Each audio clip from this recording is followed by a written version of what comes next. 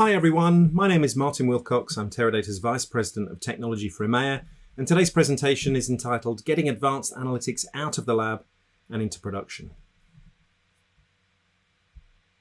I think it's instructive to take the long view of digitization because, I think we tend to talk about digitization a bit like our parents and our grandparents talked about sex in the 60s, like we invented it.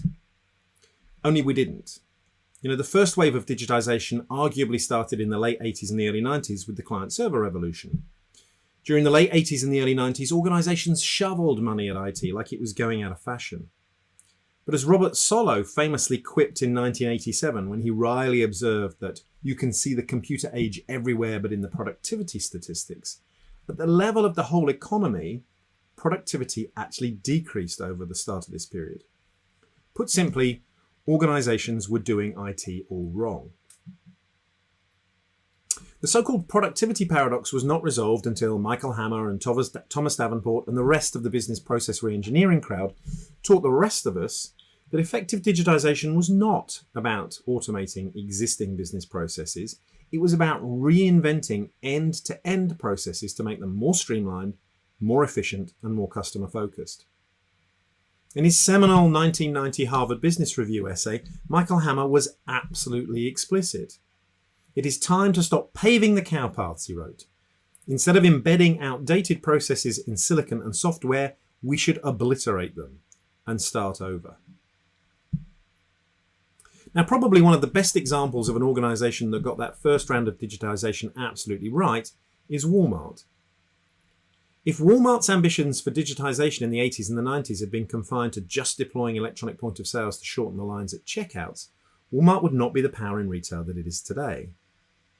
Instead, Walmart combined sales, inventory, and order data to create a demand-driven supply chain that both dramatically reduced the amount of capital invested in inventory and improved on-shelf availability. In that way, Walmart was able not just to maximize sales in existing locations, but also to simultaneously free up large amounts of capital that were invested in lower prices and more and bigger stores in more locations, thus fueling a virtuous circle. That transformation was powered by data and analytics, and not just by any old data, but rather by lots of detailed data integrated across functional and departmental boundaries and shared with suppliers. So much for the recent past. What about the present and the near future? Well, you won't need me to tell you that there is off-the-charts hype about the potential of machine learning and AI right now. And cutting through that hype can be tough. So if you haven't read it already, I highly recommend the book Prediction Machines. Like Solow, the authors are economists, and that's the lens that they bring to this discussion. But they also ran the Creative Destruction Lab, a program that arguably fostered more AI startups than any other. And so they have a keen sense of what actually works in practice. Their central argument in prediction machines is that most of what we today call AI is really supervised machine learning aimed at predicting events and outcomes, and that the real meaning of recent advances in technology is ultimately that the cost of making predictions is falling steeply even as the quality and the utility of those predictions improves. As they put it themselves, cheap changes everything, and cheap means everywhere. Hence, machine learning and AI will really become ubiquitous. They also point out that economic theory also tells us that when an input like prediction becomes cheap, the value of complementary goods increases. The chief complement to prediction are the data that we use to feed the algorithms that do the predicting. So data becomes exponentially more valuable even as the unit cost of prediction falls. When writing about the recent Google Citibank deal, Robert Armstrong in the FT argued that fundamentally, a bank is a balance sheet, a data processing system, and a sales force. Personally, I doubt that Google is much interested in the Citi balance sheet and all of the regulatory baggage that comes with it. But I can absolutely understand the value to Google and to Google's business model of the customer behavioral data that is locked up in Citi's data processing systems. Now, whilst there may be off-the-charts hype about AI and machine learning right now, as Erik Brynjolfsson, among others, has pointed out, the parallels with the late 80s are striking. Once again, organizations are shoveling money at IT, this time at machine learning and artificial intelligence initiatives housed in swanky innovation labs. Check the shiny espresso machine count. If it's higher than 4 per floor, probably you've stumbled into the lab.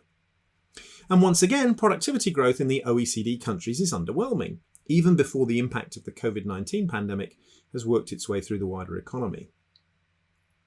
Brynjolfsson, another super smart guy, and not coincidentally another economist, argues that like the steam engine, electricity, the internal combustion engine and computing before it, artificial intelligence and machine learning technologies really are general purpose technologies that will ultimately transform the economy, but that the benefits of the application of the technology are not yet evenly distributed. In Brynjolfsson's model, implementation lags are slowing both the adoption and, probably more importantly, the successful exploitation of the technology. And interestingly, one of the specific lags that Brynjolfsson calls out is developing data sets. Now, I would argue that you don't have to look very far or very wide to find multiple data points that support Brynjolfsson's assertion. I've put 6 of my personal favourites on this slide. As data scientists and machine learning engineers, we've established a way of working based on the creation of pipelines, typically end-to-end processes designed and built to solve a specific problem on a project-by-project basis. Most of the time, that pipeline starts with code for feature engineering.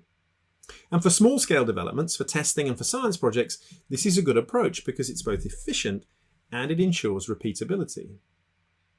Now, ensuring that the same result can be consistently and reliably reproduced whenever an experiment or an analysis is undertaken is, of course, a key consideration in research and increasingly in the regulated industries. And in this model, repeatability is generally achieved by storing the code for the machine learning pipeline in a versioning repository like Git or SVN. However, scaling this approach to an enterprise level very quickly leads to a very inefficient one pipeline per machine learning model approach that results in the creation of silos of data and processes. In particular, because the processes are stored as code that are often indecipherable to everyone except the original author, the pipelines are brittle and resistant to change. Worse yet, the majority of the data and features used to train and score these models have already been captured, cleansed, and transformed somewhere else in the organization. So the natural outcome of this way of working is the creation of multiple, redundant, overlapping, and inconsistent data silos, and the rapid accumulation of technical debt in the form of multiple, redundant, overlapping data wrangling processes to feed and maintain those data silos. Google themselves describe the outcome of this way of working as pipeline jungles, and note that data dependencies are one of the key contributors to technical debt in machine learning systems. Now, in general, there's no return on investment in technology until we deploy in production and change the way we do business. And Gartner's research indicates that at least 65% of the predictive models built in organizations today are never implemented in production. For all of the caffeine-driven work done in all of those innovation labs, much of it brilliant, by the way, most of the insight that is generated never leaves the lab except as PowerPoint. And since you can't connect a slide deck to an operational business process, mostly we are not changing the way we are doing business, and so we're never likely to generate any positive ROI. As a former boss of mine once commented when rejecting one of my less well thought through project proposals 20 odd years ago, old business process plus expensive new technology equals expensive old business process. Which, when you really think about it, is pretty much what Michael Hammer's argument was 30 odd years ago. In short, I think that as an industry, we have over-rotated on algorithms and model training because it's easy to get started that way and feel like we're accomplishing something. Because it's the sexy bit that allows us to get in touch with our inner geek. Because it means that we can go and play with some of the amazing new technologies that we've been given these last few years. Because it's fun to debate the relative merits of ridge regression, support vector machines, and random forest for a particular use case. Unfortunately, what that means is that in many organizations and companies, we've lost sight of our ultimate objective and lost sight of the overarching set of capabilities that we need to achieve that objective. It means that most of us are stuck in the innovation lab. Let me give you just a couple of anecdotes from recent discussions that I've had with senior stakeholders in large EMEA companies. I spoke to the CIO of a big EMEA bank recently, He has an AI lab stuffed full of what I think is genuinely top-tier talent. His team have built 25 predictive models in the last 24 months that are sufficiently accurate to have a significant impact on the way that the bank does business. And he has been able to implement in production exactly 2 of those 25 predictive models. I spoke to the CDO of a big EMEA telco just before I went on summer vacation. He described his 3 biggest challenges to me as time to market for new analytics, reusability at scale, and technical debt. It takes his team months to get access to the data that they need, months more to wrangle it into some kind of shape. And when they've cleared those hurdles, the tools that they're using to train models in the innovation lab will not scale. So those models have to be re-implemented before they can be deployed in production. By his own admission, he is currently creating silos faster than he's creating value. I think we need to think differently about advanced analytics to stop paving some of our own cowpaths, if you will, and to use Michael Hammer's language. My coaching to business leaders is that they should start to think in terms of machine learning 1, 2, 3. 1 is for data preparation and management. Data wrangling still accounts for up to 80% of the cost and effort of analytic projects. If machine learning really is to become ubiquitous, we need to bring very significant pressure to bear on that number. And that means that we need to stop handcrafting 1 data per pipeline machine learning processes and to focus instead on enabling reuse by investing in curated feature stores of variables with proven predictive value. Number 3 is for deployment and operationalization. There are several different analytic operationalization design patterns that make more or less sense depending on the use case. But in very many cases, scoring predictive models in production and at scale requires us to performantly process multiple features and to ship the result, typically a prediction or a next best action, to a connected operational touchpoint, often in near real time. A feature store built on a high-performance enterprise-grade parallel data warehouse platform gives us scale, performance, high availability and reliability, channel integration. And of course, it also gives us rapid access to all of the variables in the feature store. And even where this design pattern doesn't make sense, for example, where performance or network considerations mean that we need to score models at the edge, we still need to instrument those models to understand where they have been deployed and the predictions that they're making. Because predictive models, particularly in adversarial circumstances, have a shelf life and need to be maintained, updated, and ultimately retired. Making those decisions is also a data problem. Number 2 is for model training, and I come to it deliberately last. For the foreseeable future, I think that most big organizations are probably going to need to use multiple different technologies to support their model building activities. The reality is there isn't really one tool to rule them all right now, and probably there never will be, even if the smart money is on some level of consolidation in the marketplace over the course of the next couple of years. But where you are deploying multiple technologies to train models, you should insist that those technologies pull data from the feature store, that any new features, model-specific features, are added back to the feature store, and that models are published in a format that mean that they can be consumed and run on your centralized and integrated data platform or on an edge node as appropriate. No exceptions. None. Let's briefly drill into one of the emerging best practices around analytic data preparation, the use of an enterprise feature store. As we've already discussed, a 1 pipeline per process approach results in data silos and rapidly accumulated technical debt. Can we do better? The short answer is yes. We increasingly encourage the customers that we work with to curate variables with known predictive value in a feature store to enable their reuse for training and scoring of other models in the same or adjacent domains. It's important to understand that the use of a feature store often doesn't spare us the creation of a model-specific analytic dataset. It's still often necessary and important to apply model-specific customizations to existing variables like PCA or scaling. But by applying those customizations to a curated set of features relevant to use cases across the enterprise, in telco we might be thinking about things like last 5 events before churn and contract end date or 7-day moving average of data used, By applying those customizations to curated sets of features, instead of going all the way back to source systems or the data lake and rebuilding those same features from scratch, leading organizations are dramatically improving time to market for analytics and dramatically improving data scientist productivity. Anecdotally, those organizations also tell us that they improve model quality that way, because the very act of curating features for reuse encourages the team to make sure that they are building the right features.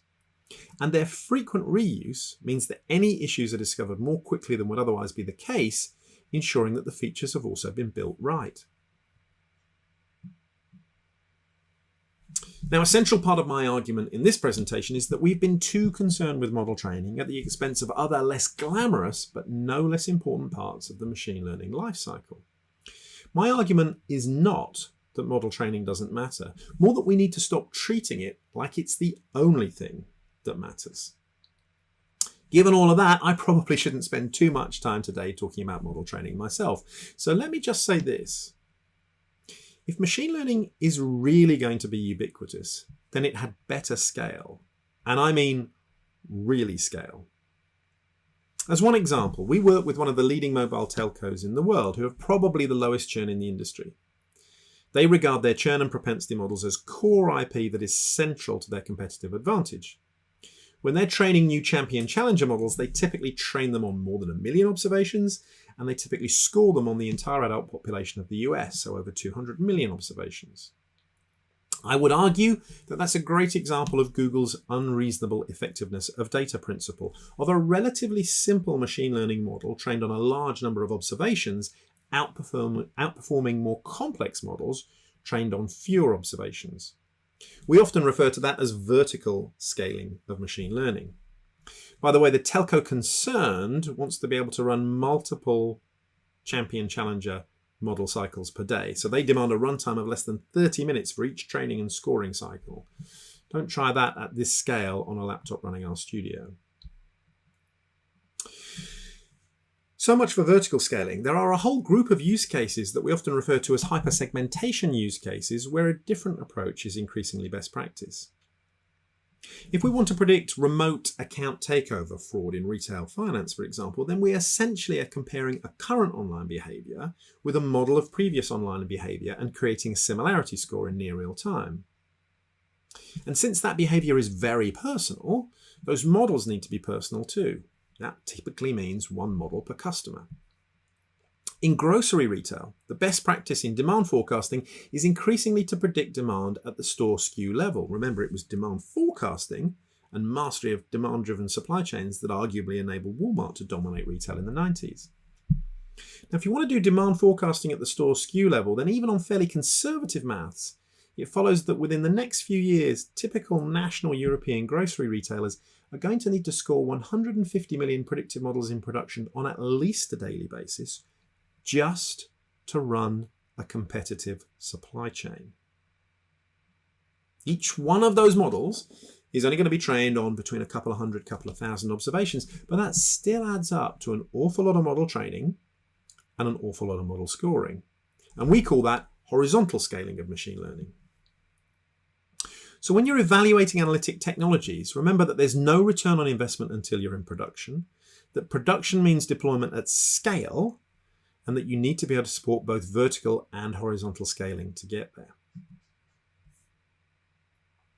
Now, if you have deployed or are deploying a data warehouse on a scalable high-performance platform, then that's often a very logical place to build your feature store.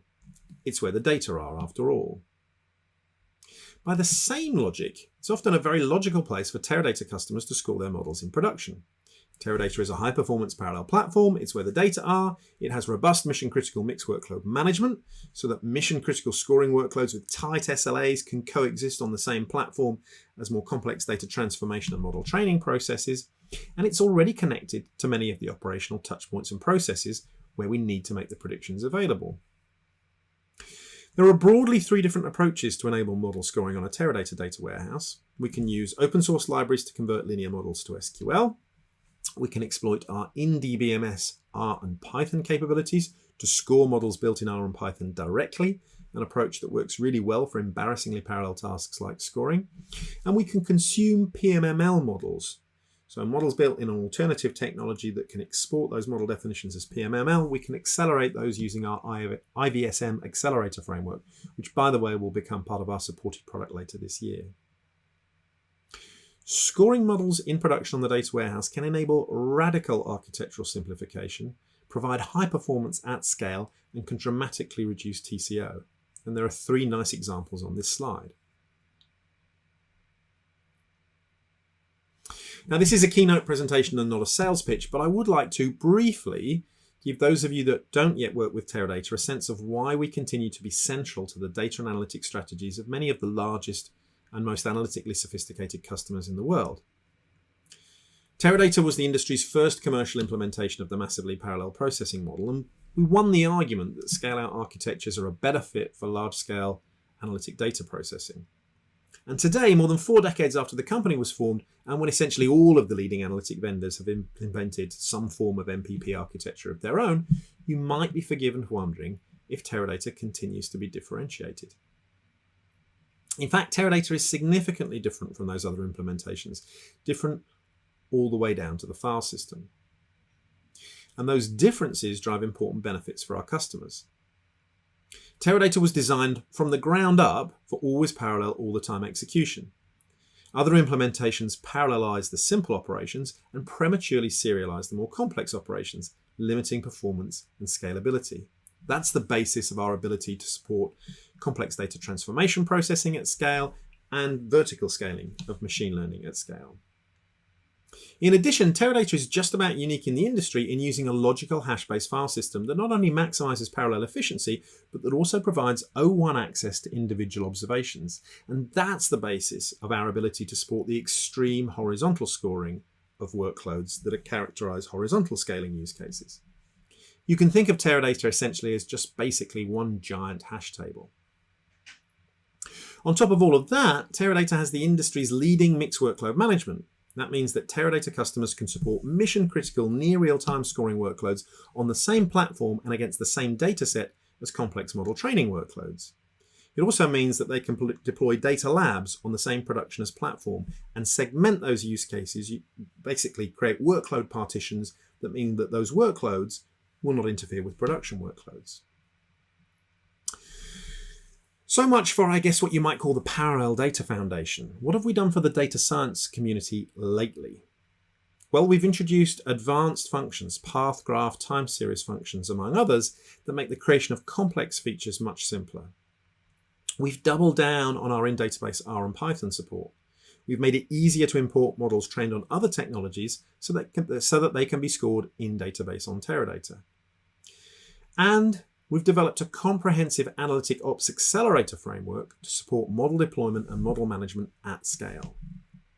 In short, we enable machine learning 1, 2, 3 for our customers in production and at scale.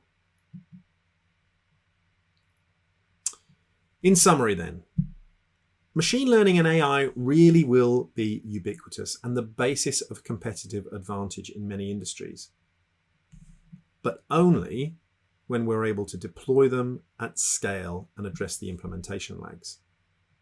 Today's approaches are very often associated with poor time to market, poor productivity, and unacceptable failure rates. And addressing those challenges requires us to think differently about machine learning and AI. In particular, we need to understand that this is first and foremost a data problem, that it's the data that feed the algorithms that are the chief source of competitive differentiation, and that data reuse is critical to successful deployment at scale. In short, only the organizations that think about machine learning and artificial intelligence in terms of analytics 1, 2, 3, with a heavy emphasis on 1 and 3, are going to make the cut. All the rest of us are doing is boosting the profits of the espresso machine makers. It's been my great pleasure to be with you today. I've always really enjoyed my time at the Data Innovation Summit. I'm so sorry I can't be with you in person this year. Hopefully we can all get back together in face-to-face events and conferences soon. And in the meantime, enjoy the rest of your virtual DIS conference. Thank you very much.